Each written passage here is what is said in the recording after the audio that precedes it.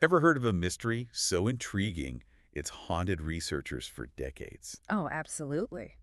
Well, today we're diving deep into one of those. All right. It's the enigma of the Babushka Lady. Fascinating choice. You've probably seen snippets of this story before, Yeah, bits and pieces here and there. but today we're putting all the pieces together, separating fact from speculation.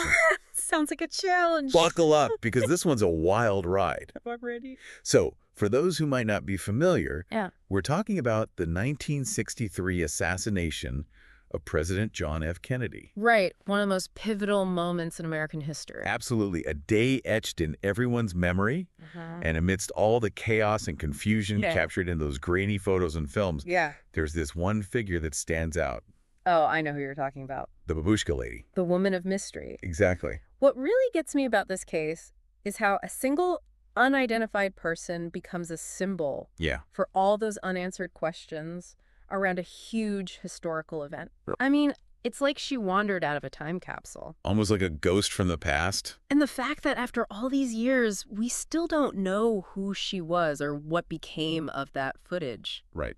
Well, that just fuels endless speculation, doesn't it? Absolutely. It's like a puzzle with a huge missing piece. Yeah. We've got eyewitness accounts, Mm-hmm. photographs, even some folks claiming to be her. Right. But how do we even begin to make sense of it all? That's a great question, and I think the best place to start is with what we know for sure. Okay, back to basics. Multiple witnesses describe seeing this woman Yeah. always wearing a headscarf, which is where the nickname babushka comes from, Right. It's Russian for grandmother or old woman. which, given the context, makes it even more intriguing. Mm-hmm. A headscarf is pretty hard to miss in the images we have. Oh, definitely. It's like her trademark. And she also wore a trench coat and sunglasses. Right. Classic spy attire. And crucially, she was seen holding a camera. The key piece of the puzzle. But here's where things get even more interesting. Okay. I'm listening. In almost all the images, she seems totally composed. Yeah, I've always found that strange. Right. In the middle of all the panic, most people are ducking for cover, Right. but she's standing upright, seemingly focused on capturing the event unfolding. It's like she knew what was about to happen. Almost like she was expecting it. Right. So not your average tourist caught off guard. No, definitely not. This was someone who seemed almost prepared. Very interesting. Now, do we have any actual film footage of her or just still photographs? Oh, there's film footage too. Really? Yeah, she appears in several home movies from that day. Wow. Including the famous Zapruder film. The one that everyone analyzes frame by frame. Yeah, that one. And you can spot her in footage taken by Orville Nix, Right. Marie Muchmore, and Mark Bell. Multiple angles, multiple sources. That must be helpful for researchers. It is, at least for tracking her movements and confirming she was really there. And do these films reveal anything more about her behavior? Well, in the Bell film, even after the shooting, Yeah. when everyone's scattering, the Babushka Lady is just standing there. Still, Yeah, camera held to her face. that's some serious composure. Makes you wonder what was going through her mind. Right, so after the shooting, what happens? Does she just vanish? Not quite. Okay. She's seen crossing Elm Street and joining the crowd, moving towards the grassy knoll. Yes, the grassy knoll. Which, just for context, is a small grassy hill that became a focal point in many conspiracy theories. I've always wondered about that. It's where some witnesses claim to see a puff of smoke. Oh, suggesting a second shooter? Right, but that's a whole other rabbit hole. We might have to save that for another deep dive. Definitely. But back to our mystery woman. Yeah. She heads toward the grassy knoll, and then what? The last glimpses we have of her are on Elm Street, walking east. And then nothing. After that, she disappears from the records. Like she was never there. Exactly. And no one ever comes forward saying, hey, that's me in the photos. Well, almost no one. Almost. In 1970, a woman named Beverly Oliver contacted a JFK assassination researcher, Oh, here we go. claiming she was the mystery figure. So what's her story? Oliver claimed she was filming the assassination using a Yashica Super 8 camera. Okay. Then, get this, she said she handed the undeveloped film over to two men Two. who told her they were FBI agents. FBI agents just strolling around asking for people's film. That's what a lot of people thought, Something doesn't quite add up there. especially since, according to Oliver, they promised to return the film within 10 days. Good. It never materialized. And she just left it at that. Well, let's just say there are a few issues with her story. Okay, like what? For one, descriptions of the Babushka Lady from witnesses all say she looked to be in her late 30s or early 40s. Right. Oliver would have only been 17 at the time. Okay, strike one. What else? What else doesn't quite line up? The camera she claims to have used, Yeah. the Yashica Super 8, didn't actually exist in 1963. Oh, really? It wasn't released until 1969. So 6 years later. You got it. That's a pretty big detail to get wrong. You think? Did she try to explain that away? She did. How? When confronted about the camera, she claimed it was an experimental model. An experimental model. Given to her by a friend. Of course. Even went so far as to say she wasn't sure if it even had the manufacturer's name on it. Convenient. Very convenient. An experimental camera, conveniently lost, along with the only film that could possibly challenge the official story. It's almost too perfect, isn't it? A lot of people thought so. And there's more. But there's more. Adding to the skepticism. Okay. Oliver also claimed to know Jack Ruby. Jack Ruby, the man who shot Lee Harvey Oswald. The one and only. And that connection has never been verified. Nope. Not a shred of evidence. So we've got a woman whose age, physical description, and camera don't match the evidence. Right. And whose story seems to change every time she tells it. Yeah. Exactly. It's safe to say her claim to be the Babushka Lady is pretty shaky. To put it mildly, yes. But even if we set aside Oliver's claims, the core mystery of the Babushka Lady remains. It does. We still have those photos and films showing her there, clear as day. Undeniable evidence. And that potential film she was shooting, did any official investigations ever turn anything up?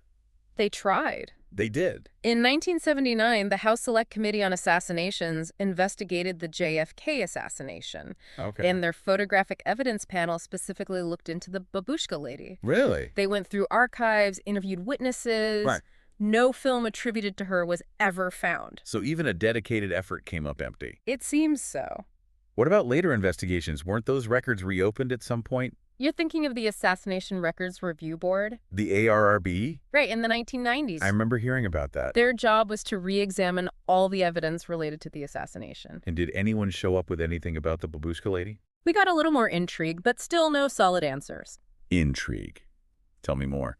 A researcher named Gary Mack testified to the ARRB. Okay. And he claimed to have spoken with a Kodak executive who worked in their Dallas office back in '63. Okay. This executive told Mack about a woman coming in to develop film. So someone matching the Babushka Lady's description actually went to Kodak with her film. That's what the executive said. Wow. According to him, the woman described running from Main Street across the grass to Elm Street, Right. where she took a photo with the presidential limousine and the Texas School Book Depository in the background. Okay, but then where's the photo? If this story is true, Yeah. it's got to be out there somewhere, right? Here's the catch. The Kodak executive said the photo turned out blurry Blurry. and virtually useless. So she just walked away. That's the story, at least as the executive told it to Mack. No name, no contact info. Nothing. Just thanks for trying. So no way to confirm who this woman was or what happened to that blurry photo. We're back to square one, it seems. It appears so. But wait, didn't Beverly Oliver also testify before the ARB? She did. What did she have to say this time? Unsurprisingly, her story had evolved. Evolved, more like morphed into a completely different creature, I'd bet. You could say that. What was her new version of events? This time, Oliver stuck with being 17 at the time, Right. but claimed she was filming from about 20 to 30 feet away from Kennedy when the shots were fired. Okay. She said she was using an experimental 8mm camera. Still clinging to that experimental camera story, huh? It seems so. And I bet those helpful FBI agents made another appearance. You guessed it. What'd they do this time? This time, she said a man claiming to be an FBI agent confiscated the camera. And the reason she didn't resist? Wait for it. Okay. She was afraid of being caught with marijuana. Seriously? That's what she said. Does she think anyone's actually buying this? Let's just say her testimony didn't exactly boost her credibility. Researchers, including one named John McAdams, have thoroughly debunked her claims, pointing out all the inconsistencies and the lack of any evidence to back up her constantly changing story. So even with the ARRB's efforts, we're no closer to knowing who the Babushka Lady was or finding that film? Not really, no. It's almost as if she intentionally wanted to remain hidden. Which, of course, just adds fuel to all those conspiracy theories. And there are plenty of those, aren't there? Oh, absolutely. Tons of them. Was she a Russian spy there to document a Soviet-backed hit? Some people believe that. Was she part of some rogue element within the U.S. government itself, Another popular theory. capturing evidence of a larger conspiracy? It's possible. Or was she simply a bystander who got caught up in a horrific event? That's the simplest explanation. So many possibilities, but so few answers. That's the nature of this mystery. What do you make of all this? Is there any chance we'll ever know the truth about the Babushka Lady? It's hard to say for sure. But here's what's truly fascinating. The Babushka Lady has become more than just an unsolved mystery. She's become a symbol of all the unanswered questions and lingering intrigue surrounding the JFK assassination. It's true. Her image is iconic. Even without knowing her identity, her presence in those photos and films is a constant reminder that there are still pieces of this puzzle waiting to be discovered. We may not have found those pieces today, but we've certainly gone deeper than ever before. That we have. And who knows, maybe this deep dive will inspire someone out there with a dusty old photo album. Or a forgotten home movie. To take a second look. It could happen. It's like you said, the Babushka Lady is a symbol. A symbol of unanswered questions. And of the enduring power of mystery. Exactly. Now, you're as intrigued by this mystery as we are. Stick with us. Yeah. Because in our next part, we'll be digging even deeper into the JFK assassination. Interesting. And the enduring mystery of the Babushka Lady. Can't wait. You won't want to miss it. I'll be here. So, picking up where we left off last time, it's crucial to remember that the Babushka Lady isn't just about one person. It's a window into the whole context of the JFK assassination. And how this event still fascinates and puzzles us decades later. Absolutely. It's one of those events that just captures the imagination. Definitely. And those unanswered questions are precisely what make the Babushka Lady such a compelling figure. I mean, she's like this tangible, visual enigma at the heart of a much bigger mystery. Exactly. So let's talk more about those unanswered questions. Okay. We've explored the eyewitness accounts, photographic evidence, and, shall we say, colorful claims of Beverly Oliver. Right. Quite a character. But what about the official investigations? Yeah. Did they ever really try to figure out the Babushka Lady's role? That's a good question. Or lack thereof. It's complicated. On the one hand, both the House Select Committee and the ARRB. Right, which was tasked with re-examining all the JFK assassination evidence. Exactly. They both acknowledged her presence. They did. And tried to find her or her film. Yes, but there are those who believe these investigations, especially the Warren Commission, the first investigation into the assassination, were more concerned with sticking to the lone gunman narrative than truly exploring all the possibilities. So we're venturing into conspiracy theory territory? A bit, yeah. The idea that the government swept inconvenient truths under the rug. It's a common theme in these kinds of events. But is there any evidence to back that up? Well, there are definitely unanswered questions about how thorough the Warren Commission's investigation really was. Like what? For example, some critics point out that the commission didn't really dig into the possibility of a conspiracy. Even when? Even when there was some evidence hinting in that direction. Interesting. And what about the Babushka Lady specifically? Do we know if they made any real effort to track her down? It seems they did try to identify her. Okay. But those efforts were pretty limited.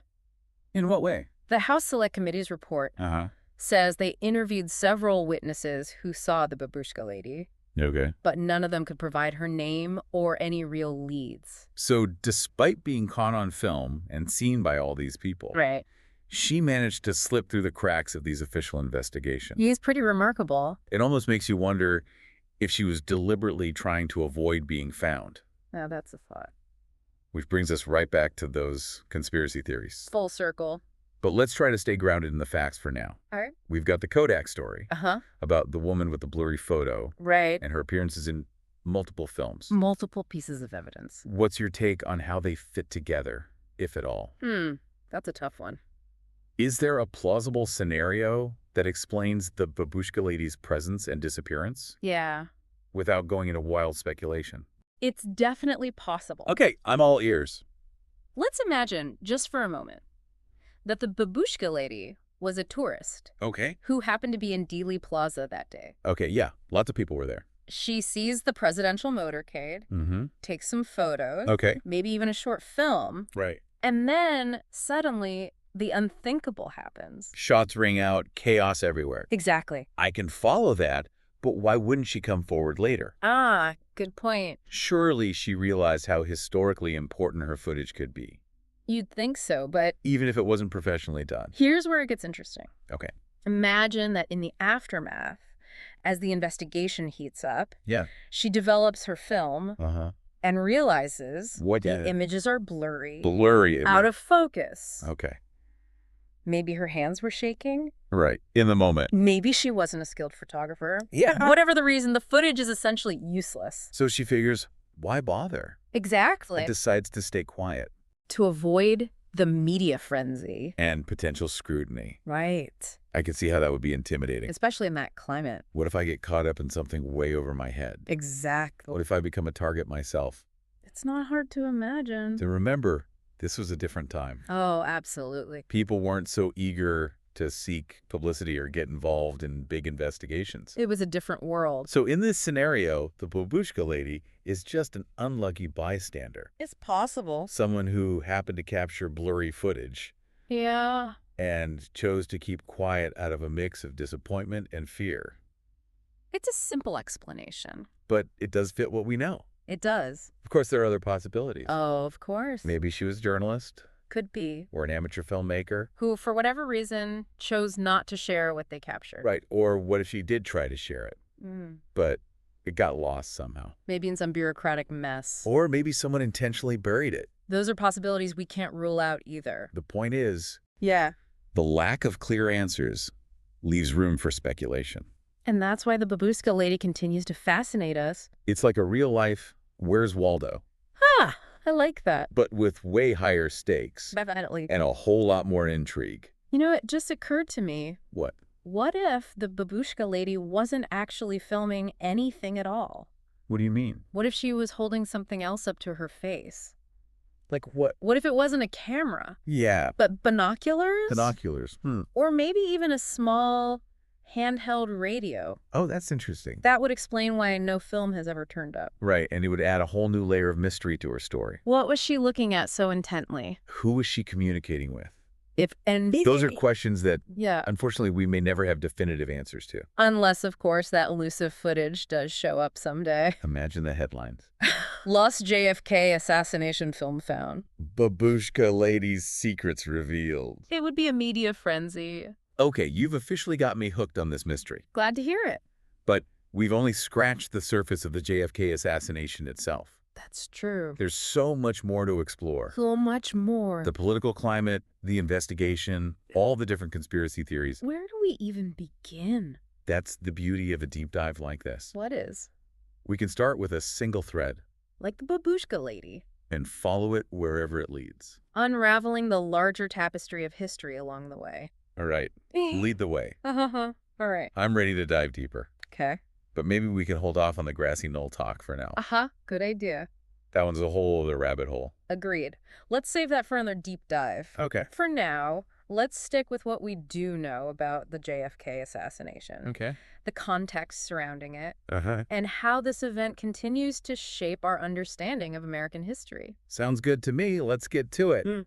So we've spent quite a bit of time on the Babushka Lady. Yeah, she's a fascinating piece of this whole puzzle. Absolutely. But you mentioned there's a wider context here. Right. We need to zoom out a bit. Okay. And look at the bigger picture. Can you give us a quick rundown of the events leading up to that day in Dallas? Of course, the early 1960s, well, they were a turbulent time in America. Turbulent how? The Cold War was in full swing. Right. Tensions between the U.S. and the Soviet Union were incredibly high. The Cuban Missile Crisis had just happened. Exactly. The world was on edge. And domestically. The civil rights movement was gaining momentum. Challenging long-held societal norms. Absolutely. And facing a lot of pushback. From those who wanted things to stay the same. Right. It was a time of great change and uncertainty.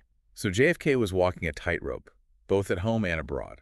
You could say that. Was there anything specific about his policies or how he led that might have made him a target? That's a question historians and political analysts have been debating for decades. Then there's no easy answer. Okay. Some argue that his youthful idealism and progressive agenda, especially on issues like civil rights and nuclear disarmament. Right, those were big ones. Alienated powerful groups who saw him as a threat. It's a possibility. Like who specifically? Well, his strong stance on civil rights angered many people in the South. Where segregation was still deeply ingrained. Exactly. His efforts to crack down on organized crime. Also made him some enemies. In the underworld, yeah. And then there's the Cold War angle. Right. His confrontational approach towards the Soviet Union. While praised by some, Also made him a target. for those who worried about escalating tensions, And the possibility of war. it sounds like JFK had his fair share of opponents. He did. But is there any actual evidence connecting any of these groups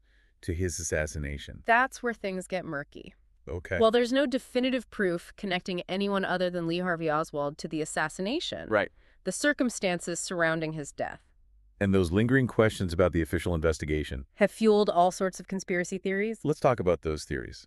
Okay. We've all heard whispers about the CIA, the mafia, even Fidel Castro. Classic conspiracy theory fodder. Are any of these theories actually believable? It's important to remember that a conspiracy theory is just that, a theory. Right. While some might be more plausible than others, Yeah. none have been definitively proven. But that lack of conclusive answers Combined with the high stakes and the sheer shock of the event creates a perfect breeding ground for speculation. and alternative explanations. Exactly. So even though there's no smoking gun, So to speak, the possibility of a conspiracy can't be completely ruled out. that's the heart of it. Okay. There are enough unanswered questions And inconsistencies. surrounding JFK's assassination to keep people debating for generations to come. We could probably spend a whole other deep dive unpacking those conspiracy theories. We could. But for now, Yeah. let's circle back to the Babushka Lady. All right. If we entertain the possibility that she was involved somehow, Okay. what kind of role might she have played? That depends entirely on which theory you find most compelling. Give me some examples. If you believe the CIA was behind the assassination, Okay. maybe she was an operative tasked with documenting the event. For their own records? Right. Or maybe she was planted there to distract people. Or provide a false lead for investigators? Exactly. If you lean towards the mafia theory, Okay. she could have been an associate sent to make sure the hit went down as planned. Or to film the assassination as leverage? For blackmailing those involved. So many possibilities. Without knowing who she was. Or what might have been on that film? It's all just speculation. Which brings us back to that core mystery. The one that started it all. Who was the Babushka Lady? Precisely, and that's both the beauty and the frustration of this case. How so? She's a tantalizing piece of the puzzle that could unlock a whole new understanding of the JFK assassination. But until we know who she is, Or find her film. her story remains shrouded in mystery. It's a reminder that sometimes the most captivating mysteries are the ones left unsolved. The ones that leave us with more questions than answers. Exactly, and that's what keeps us coming back to them. So we've covered a lot of ground in this deep dive. We have. From the Babushka Lady's mysterious presence to the wider context of the JFK assassination. And the enduring fascination with its unsolved mysteries. It's certainly given us all a lot to think about. As always, we encourage you, our listeners, to keep digging into these topics. Do your own research. Explore the different perspectives. And come to your own conclusions. History isn't static. It's constantly being reinterpreted and reexamined. And who knows, maybe someday, someone out there will uncover the truth about the Babushka Lady. And finally, solve one of the JFK assassination's most enduring mysteries. Until then, the speculation continues. And with a mystery this captivating, That's not a bad thing at all. well, thanks for joining us on this deep dive into the JFK assassination. And the enigma of the Babushka Lady. We'll see you next time for another fascinating exploration of history's unsolved mysteries. Until then, keep those minds curious. And keep exploring.